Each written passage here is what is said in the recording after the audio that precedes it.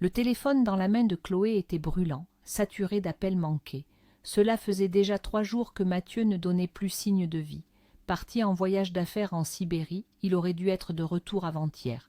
Chaque minute de silence à l'autre bout du fil serrait le cœur de Chloé comme un étau glacé. « Maman, pourquoi tu as l'air si triste ?» La petite voix de Thomas, 5 ans, la fit sursauter. « Moi ? Pas triste, mon chéri. Pourquoi tu ne dors pas ?» Chloé tenta d'esquisser un sourire, mais ses lèvres ne répondaient pas. Le garçon soupira, fit demi-tour et regagna sa chambre à pas traînants. Thomas ne savait pas qu'il était arrivé quelque chose à son père. Mathieu communiquait si rarement avec lui, et depuis 6 mois il n'entrait presque plus dans sa chambre. L'absence de son père n'avait rien changé à la routine de Thomas, et c'était douloureux. Chloé composa le numéro de l'entreprise où son mari était associé gérant.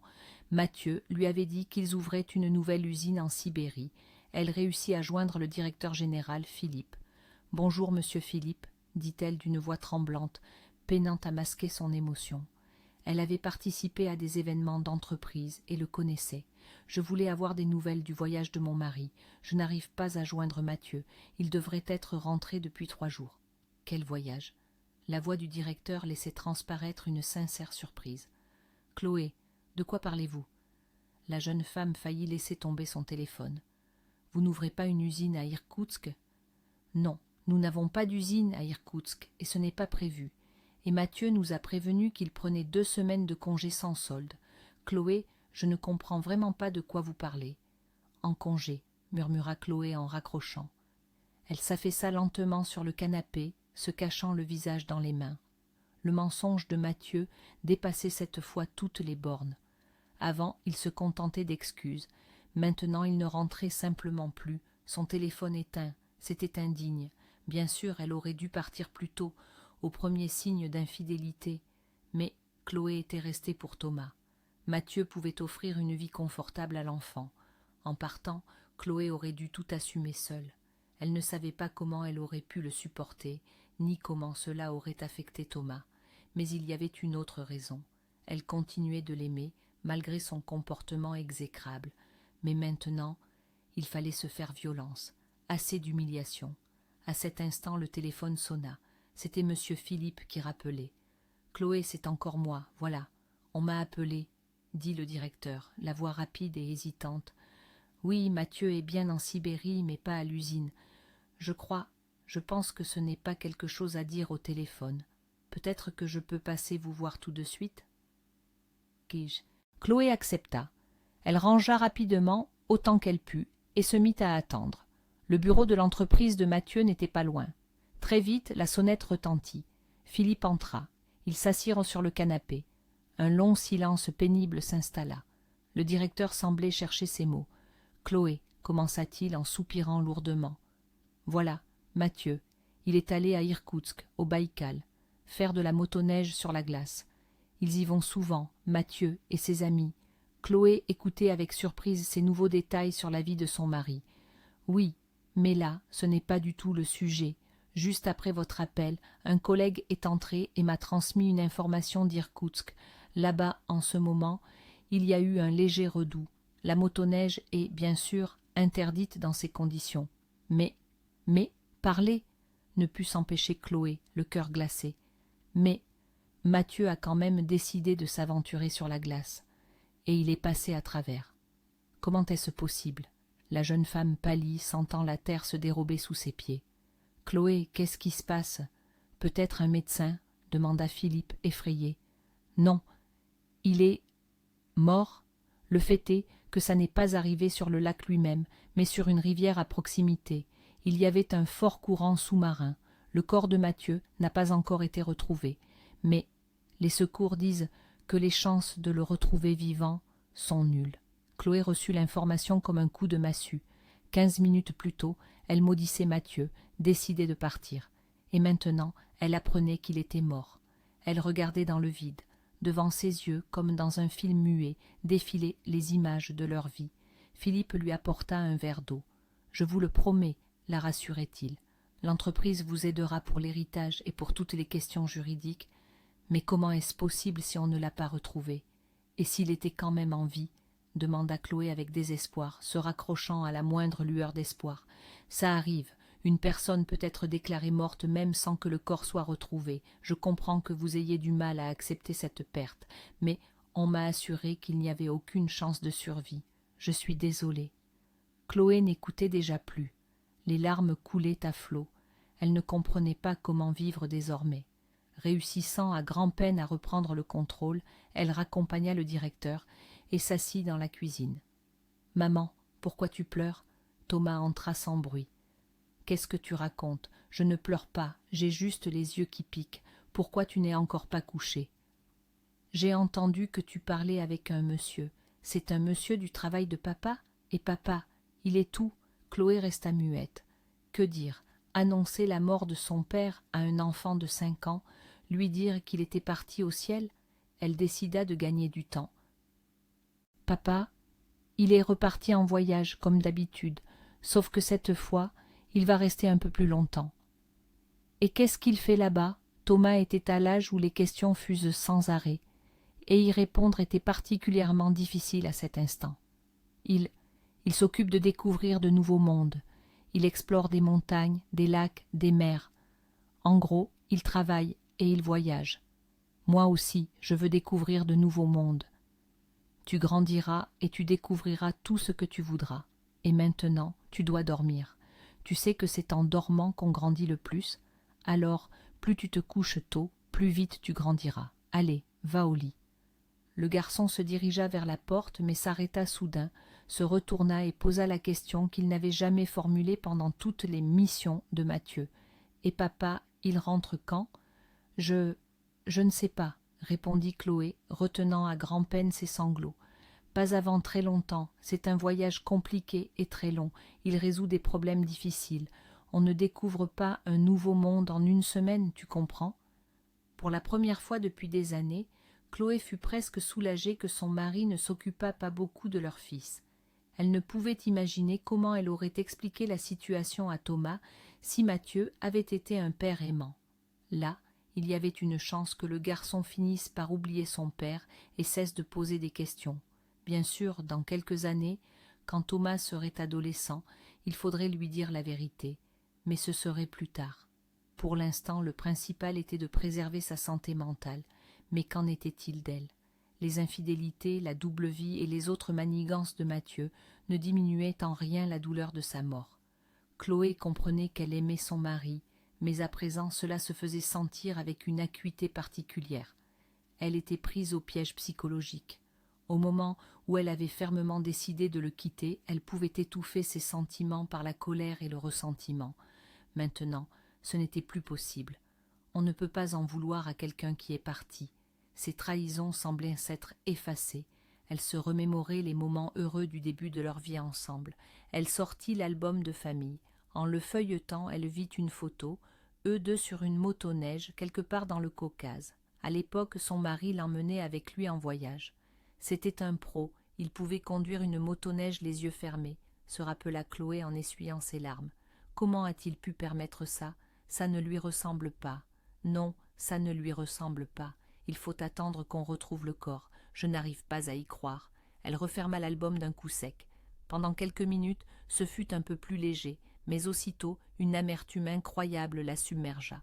Elle ne parvenait à retenir son hystérie qu'en pensant à son fils. Elle voulait courir, appeler, crier, exiger que les recherches continuent. Elle pensa à composer le numéro de Philippe, mais s'arrêta. À quoi bon? Elle ne pouvait pas influencer les recherches. Convaincre que son mari n'aurait pas pu mourir aussi bêtement parce qu'il conduisait bien la motoneige, c'était stupide. Elle reprit à nouveau le contrôle d'elle-même.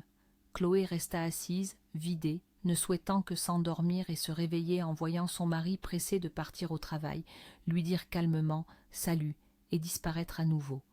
Elle prit de la valériane et s'allongea. Elle n'arrivait pas à s'endormir. Une pensée tournait en boucle dans sa tête. Espérer et attendre, espérer et attendre. Elle ne voulait pas laisser partir son mari. Elle était prête à le laisser partir de sa vie de famille, mais pas de sa vie tout court. La valériane fit effet, et Chloé finit par s'endormir. Chaque jour, l'idée d'espérer et attendre se faisait moins présente. Mathieu fut officiellement déclaré mort. son corps ne fut jamais retrouvé. Philippe tint sa promesse. Il l'aida pour l'héritage, la soutint financièrement, lui trouva un travail à distance au sein de l'entreprise. Chloé concilia l'éducation de Thomas et son emploi, mais elle ne put se résoudre à laisser partir son mari. Pendant 3 ans, elle vécut dans le deuil, se refusant tout loisir et divertissement. Elle ne souriait qu'à son fils. Il restait son unique raison de vivre. 3 années passèrent. Sur le site d'une agence de voyage, une jeune femme souriait, des billets à la main. Chloé soupira lourdement et cliqua sur « Acheter ». « Thomas !» appela-t-elle d'une voix forte. « Dans 1 semaine, on part en vacances à Sotchi. » Pendant 7 jours, elle prépara le voyage, pas tant les bagages que l'aspect psychologique, accepter une nouvelle vie. Pas l'image de la veuve inconsolable, mais celle d'une femme qui vit pleinement. Le temps passa vite. Les voici à l'aéroport. Elle était assise dans la salle d'attente. La dernière fois qu'elle était venue à l'aéroport, c'était avec Mathieu, 5 ans auparavant. Les souvenirs affluèrent, mais elle parvint à les chasser. Chloé prit la main de Thomas. Dans le flux de passagers, ils se dirigèrent vers la porte d'embarquement. Il y avait moins de monde ici. Ils s'assirent près de la porte. Chloé jeta un coup d'œil aux passagers. Pour la plupart, les gens semblaient joyeux, en route pour les vacances. Un groupe de jeunes riait. 2 femmes âgées lisaient des journaux. Quelques rangées plus loin, un couple était assis, une blonde peroxydée d'environ 25 ans et un homme portant un large chapeau et des lunettes. Son âge était impossible à déterminer. Il penchait la tête vers sa compagne et son chapeau lui cachait complètement le visage. L'homme racontait quelque chose avec entrain, mais la jeune femme regardait son téléphone d'un air indifférent. Chloé cessa d'observer et se plongea dans son propre téléphone. 15 minutes plus tard, l'embarquement fut annoncé. Chloé et Thomas trouvèrent leur place, le garçon près du hublot, sa mère à côté. « Thomas, c'est ton premier vol conscient », dit Chloé joyeusement. La dernière fois qu'ils avaient pris l'avion, il n'avait pas encore 2 ans. « C'est trop cool, maman. Génial qu'on parte. »« Tu ne te souviens probablement pas de ton dernier vol, n'est-ce pas ?» demanda Chloé, immédiatement effrayée par sa propre question. Le garçon regarda pensivement par le hublot. « Non, je ne me souviens de rien du tout. » Chloé soupira de soulagement. Elle craignait que des images liées à son père ne surgissent dans la mémoire de Thomas. En 3 ans, le garçon n'avait presque jamais parlé de papa. Chloé inventait des histoires d'exploration de nouveaux mondes. Thomas grandissait et les questions devenaient moins fréquentes. Depuis 18 mois, il n'avait pas posé une seule question. Mais Chloé s'inquiétait constamment. Et si ses camarades de classe lui parlèrent de leur père? Heureusement, cela n'était pas arrivé, peut-être parce qu'elle avait parlé aux mères de ses amis, mais elle savait qu'il faudrait bientôt avoir une conversation sérieuse. « Maman, regarde, on est au-dessus des nuages !» s'exclama le garçon avec admiration. Chloé regarda son fils et se souvint de leur vol avec Mathieu. Thomas était assis sur les genoux de papa, regardant tranquillement par la fenêtre pendant que les autres enfants criaient. Chloé les regardait et ne pouvait se lasser de ce bonheur. Elle n'aurait jamais imaginé que ce vol serait le dernier. 18 mois plus tard, elle et Mathieu étaient partis sans Thomas. À ce moment-là, des incompréhensions et des soupçons avaient déjà commencé à s'installer dans leur relation. Le but de ce voyage était de se rapprocher. Ça n'avait pas marché. Leur relation avait décliné. Chloé appela l'hôtesse de l'air et demanda de l'eau. Elle ne voulait pas revenir au souvenir de son mari, mais sa mémoire la hantait. Elle s'en voulait d'avoir brisé sa décision de commencer une nouvelle vie. Ce n'est rien, il faut réessayer, pensa-t-elle, but son eau, ferma les yeux, essayant de s'endormir. « Maman, maman, je dois aller aux toilettes !» la réveilla son fils. « Viens, je t'accompagne. »« Mais, maman, je suis grand maintenant, j'ai 8 ans, l'hôtesse m'a montré. Si j'ai besoin, je demanderai. »« Comme tu es intelligent, mon cœur, » dit Chloé et le laissa passer. Il s'avança d'un pas assuré. L'hôtesse de l'air lui indiqua les toilettes. Une fois certaine que son fils était arrivé, Chloé se détourna vers le hublot. L'avion volait calmement. Mais 1 minute plus tard, une voix se fit entendre. « Mesdames et messieurs, ici le commandant. Nous approchons d'une zone de turbulence. De légères secousses sont possibles. Nous vous prions de rester calmes. La situation est normale et prendra fin dans 1 minute. » Le pilote n'avait pas fini de parler que l'avion fut secoué. « Thomas !» Le cœur de Chloé se serra. « Mon petit, il va avoir peur là-bas !» La mère bondit, voulut se rendre aux toilettes, mais derrière elle, une voix féminine retentit. « Madame, veuillez vous rasseoir, s'il vous plaît. Nous sommes en zone de turbulence. Les règles de sécurité exigent… » L'hôtesse de l'air tentait de la faire asseoir. « J'ai mon fils là-bas. Je dois passer. Ne vous inquiétez pas, tout va bien pour lui. » À cet instant, Thomas sortit. Il s'avança tranquillement vers sa rangée, mais s'arrêta brusquement. Après un instant, il reprit sa marche, mais plus rapidement. En approchant tout près, Chloé vit son visage pâle et effrayé. « Maman, dit-il d'une voix tremblante, Thomas, pourquoi as-tu eu peur? C'est la turbulence, ce n'est rien. » Chloé pensait qu'il avait été effrayé par les secousses. « Maman, répéta Thomas, presque en un murmure. Papa est assis là-bas avec une dame. » Chloé rassaya rapidement son fils. « Mon chéri, qu'est-ce que tu racontes? Tu as rêvé? »« Non, je l'ai vu, c'est sûr. Juste sa coupe de cheveux est différente, mais sinon c'est lui. Va voir. »« Tu es probablement fatigué. Dors un peu.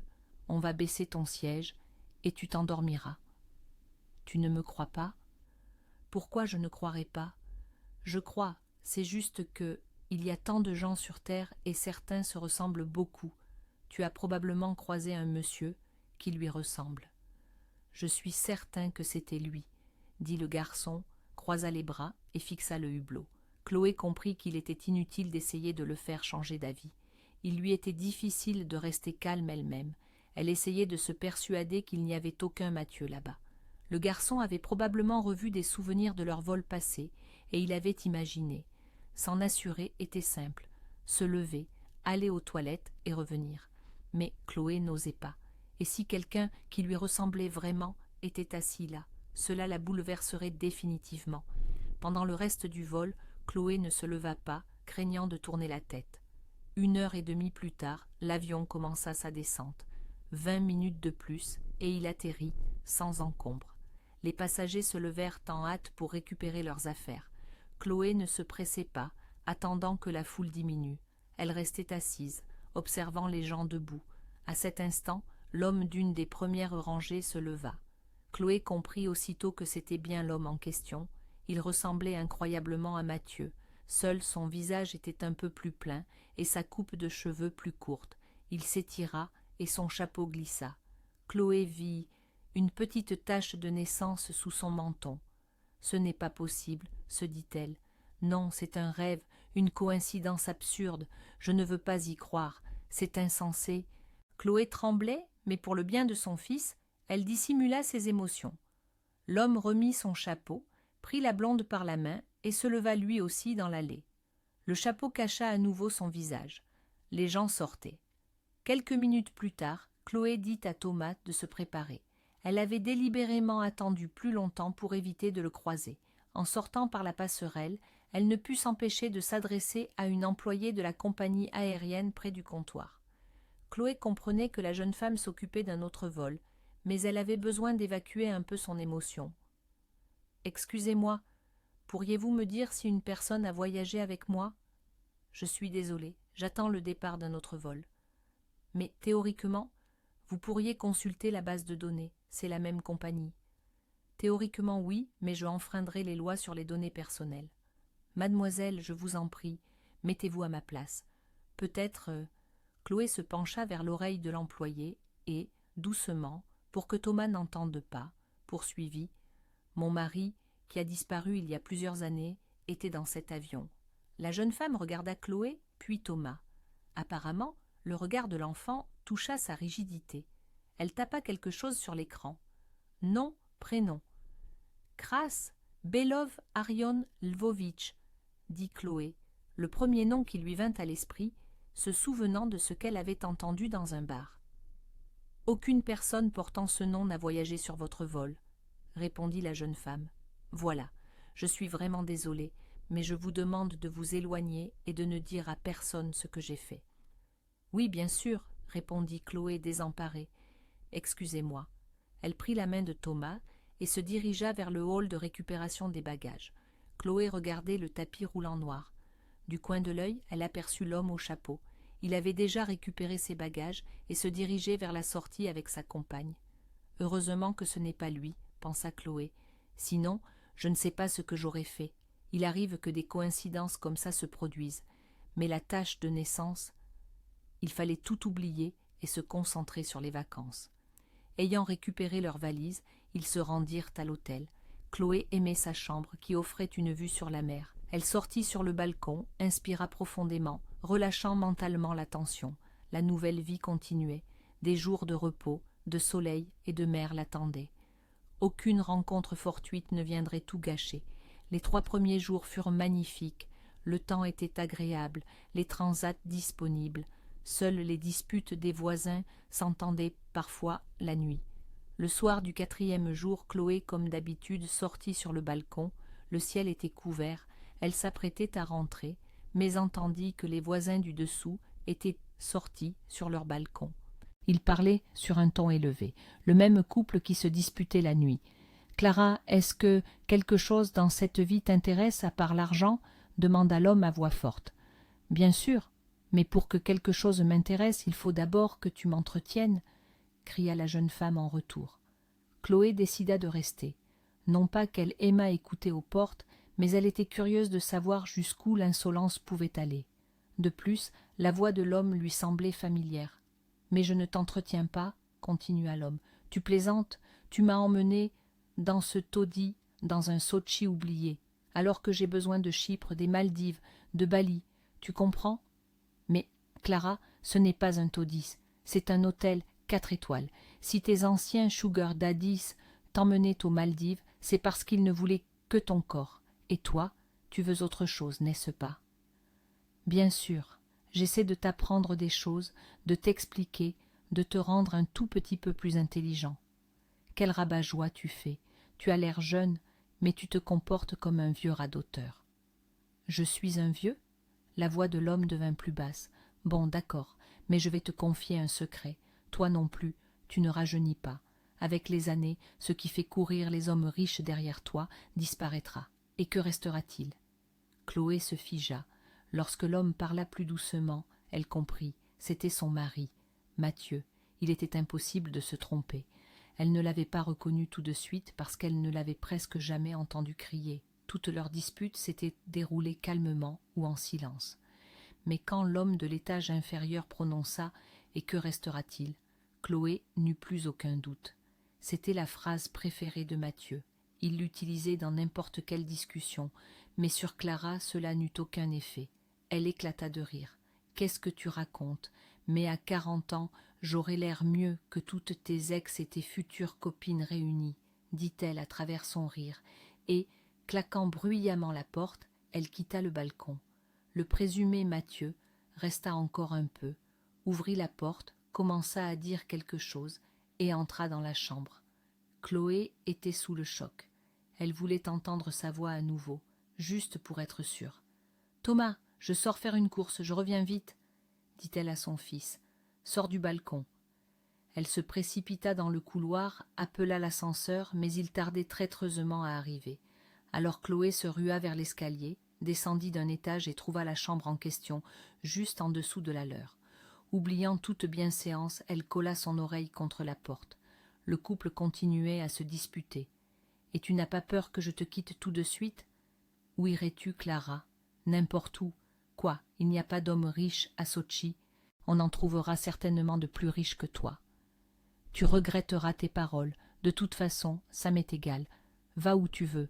Tes hommes et toi, vous m'êtes indifférents. Quel vieux crasseux pitoyable tu fais. Tu seras le premier à ramper vers moi, à t'excuser, à supplier à genoux pour que je revienne. Tu peux penser ce que tu veux, personne ne rampera derrière toi. Tiens-toi bien, la princesse. »« Ah, non, alors adieu, » dit la jeune femme d'une voix forte et se dirigea d'un pas rapide vers la porte. Chloé n'eut que juste le temps de se plaquer contre le mur.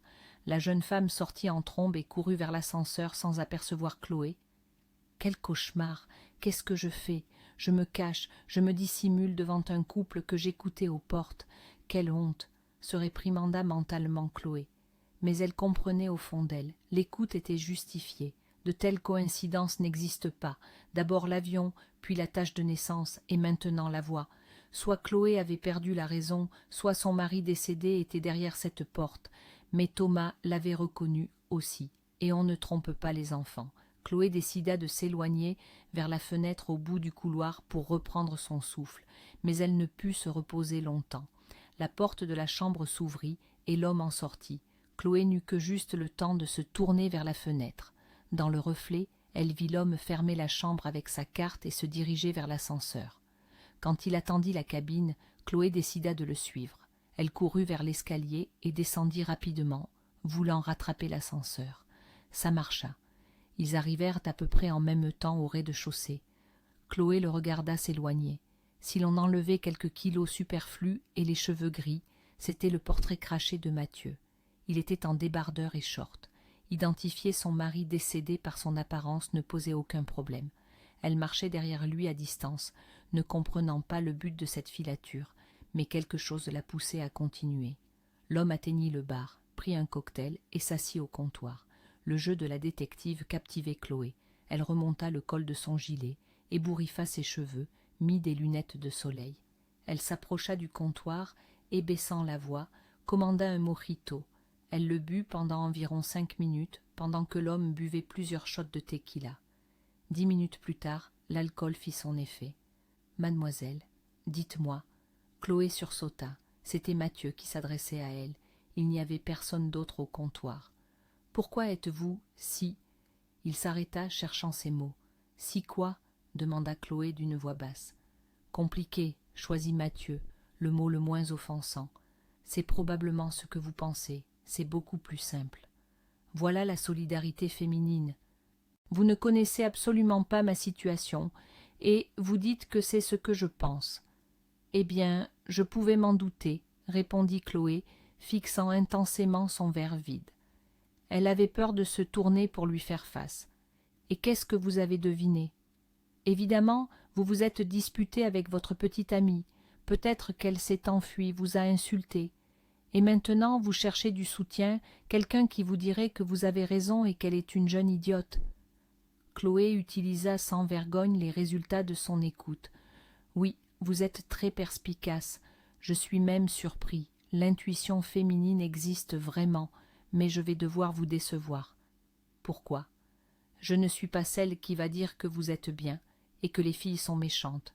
Peut-être que dans votre cas, la fille est idiote, mais vous n'êtes pas beaucoup plus intelligent. Cependant, vous êtes audacieuse. Excusez-moi, je ne voulais pas offenser. Chloé ne s'était pas rendue compte elle-même qu'elle était devenue grossière. Non, expliquez-moi ce que vous voulez dire. Chloé soupira. Il faudrait dire ce qu'elle pensait de tels hommes. Eh bien, personne ne vous oblige, vous les hommes, à choisir des jeunes et stupides. Vous quittez vous-même les femmes intelligentes et mûres. Vous trompez, et ensuite vous vous plaignez qu'on ne veut de vous que votre argent.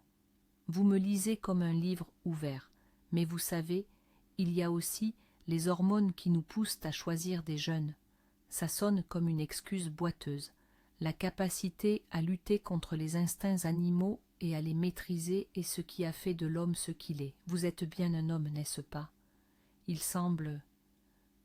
Eh bien, alors pourquoi raconter ces contes de fées sur les hormones? Quoi qu'il en soit, je me permets probablement trop. Non, je vous ai moi-même posé la question. Mathieu commanda un autre shot et le vida d'un trait. Oh, je suis bien remonté. Excusez-moi, encore une question? Allez-y. Si vous êtes si intelligente et que vous savez tout sur tout, dites-moi, qu'est-ce que je dois faire maintenant? Aucune idée. Apprendre à maîtriser vos hormones. Quoi qu'il en soit, je pense que demain ou après-demain, votre jeune compagne reviendra. Ce que vous devez faire ensuite, c'est votre choix. Je ne suis pas psychologue. Peut-être l'envoyer balader, répondit Chloé, ne comprenant pas le but de la conversation. Une force quelconque l'attirait vers Mathieu, l'empêchant de simplement partir. « Écoutez, est-ce qu'on ne s'est pas déjà rencontrés quelque part ?» demanda l'homme juste au moment où Chloé pensait se démasquer. « Je ne pense pas. Je suis ici pour la première fois. Votre timbre de voix m'est très familier. Peut-être que vous vous trompez de personne ?» Chloé se ressaisit, décida de partir rapidement. « Bon, Je vous souhaite bonne chance sur le front personnel. Il faut que j'y aille. On se reverra ? Possible, répondit Chloé. Elle sortit du bar et appela l'ascenseur. Elle comprenait que seule l'ivresse de Mathieu l'avait sauvée. Maintenant, elle n'avait plus de doute. C'était lui. Pas un frère, pas un sosie. Les intonations, le regard, la voix, les manières, et son apparence quand il avait bu. D'ailleurs, il n'avait pas changé son comportement avec les femmes. Il fallait maintenant décider quoi faire. Se révéler ? Mais pourquoi ? Et que restera-t-il ? Comme aurait demandé Mathieu, juste pour le regarder dans les yeux. Qu'est-ce qu'elle n'avait pas déjà vu en eux pendant des années ? Mais d'un autre côté, juste par curiosité, pourquoi avait-il fait ça ? Pour partir refaire sa vie ailleurs ? Mais alors, il aurait pu simplement la quitter, au lieu de la faire souffrir et pleurer pendant 3 ans. Quel salaud, pensait Chloé en entrant dans la chambre. Elle ne remarqua pas à quel point sa réaction avait changé. Dans l'avion, elle tremblait, retenait à peine son hystérie. Maintenant, calme et assurance, elle ne voulait pas à tout prix se manifester. Seule la curiosité la rongeait. Est-ce que quelqu'un d'autre de sa vie passée savait qu'il était vivant ? Quel était son nom maintenant ? Chloé avait 2 options. La première, se réjouir que l'homme soit en vie et continuer sa vie tranquillement, profiter, se reposer. Dans quelques années, dire à son fils que papa était simplement parti. On ne savait pas ce qui était pire pour la santé mentale de l'enfant, le deuil d'un père décédé ou la douleur de la trahison. La deuxième option semblait préférable. Après tout, elle trouverait un autre homme. La deuxième option, rencontrer Mathieu, sans se cacher. Une conversation difficile, des explications, des justifications, affronter sa nouvelle maîtresse. Mais le danger principal, ses sentiments, il pourrait la pousser à nouveau vers lui. Mais Chloé rejeta cette option. Une chose est de pleurer un mort, une autre est de voir un menteur, un infidèle, un scélérat. Quelle sorte d'amour pouvait-il y avoir là-dedans ? Chloé ne décida pas quoi choisir. Elle regarda Thomas, endormi, le couvrit. Inspira profondément. Le lendemain, il devait aller à la plage. Le temps s'était amélioré. Chloé se tenait devant le miroir, choisissant ses vêtements. Elle décida de prendre des précautions supplémentaires, d'autres lunettes, plus larges, couvrant la moitié du visage. En prime, un énorme chapeau. Elle ne se protégeait pas seulement du soleil. Si Mathieu vivait juste en dessous d'elle, une rencontre fortuite était probable. Chloé n'avait pas décidé si elle allait l'aborder ou non. Pour l'instant, la discrétion. Elle prit la main de Thomas et se dirigea vers l'ascenseur. Il mit du temps à arriver. Le matin, tout le monde allait à la plage. Ils entrèrent. La cabine s'arrêta. Les portes s'ouvrirent. Une blonde peroxydée entra dans l'ascenseur. Clara. Elle se tenait là sans téléphone, le visage mécontent. « Je vais devoir attendre longtemps ? Il faut croire qu'on se multiplie, et après on monopolise les ascenseurs, » dit-elle d'une voix désagréable. « Mademoiselle, qu'est-ce que vous vous permettez ? Il n'y a qu'un ascenseur et beaucoup de résidents. J'ai attendu comme vous, » répondit Chloé calmement. « Mais je m'en fiche de savoir combien de temps tu as attendu. » Clara examina Chloé d'un regard arrogant. « Tu t'habilles